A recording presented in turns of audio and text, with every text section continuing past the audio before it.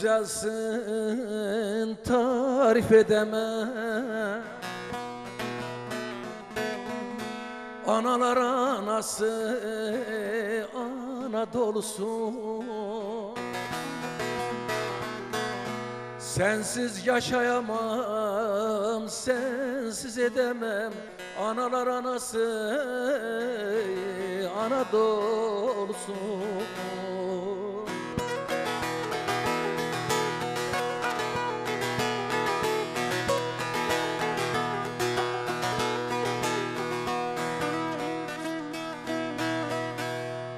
Yar yarı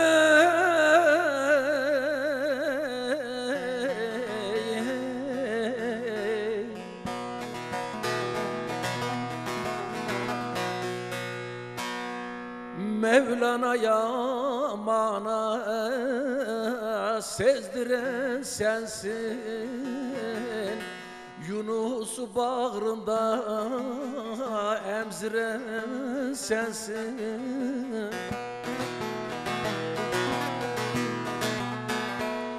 Ertuğrul'a şifre çözdüren sensin. Analar anası Anadolu'sun.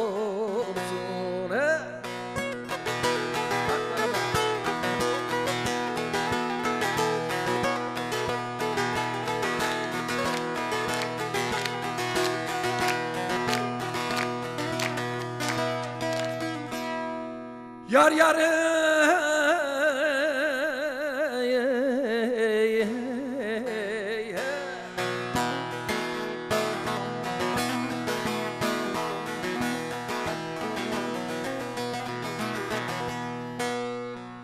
bereket lokması sunun elim var.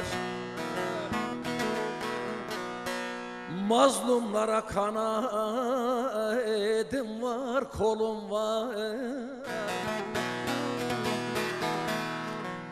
Hacı Bayram Hacı Bektaş oğlum var. Analar anası Anadolu'sun.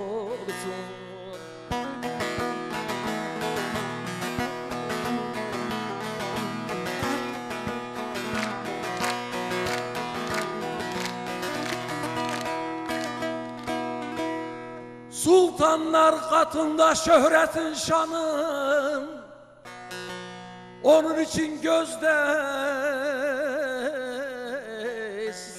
cihanın, gel gel.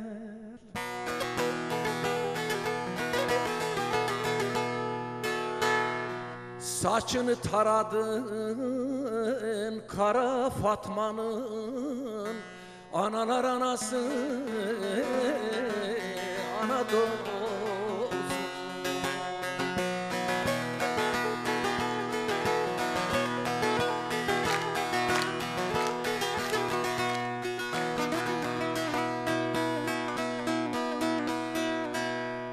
Poyrazoğlu der ki sensin bir devlet, sen bize devlet.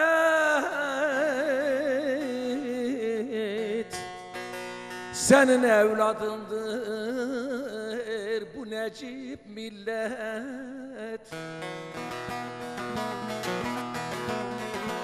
Selçuklu Osmanlı şanlı cumhuriyet, analar anası Anadolu. Senin evladındır Selçuklu Osmanlı şanlı cumhuriyet, analar anası Anadolu.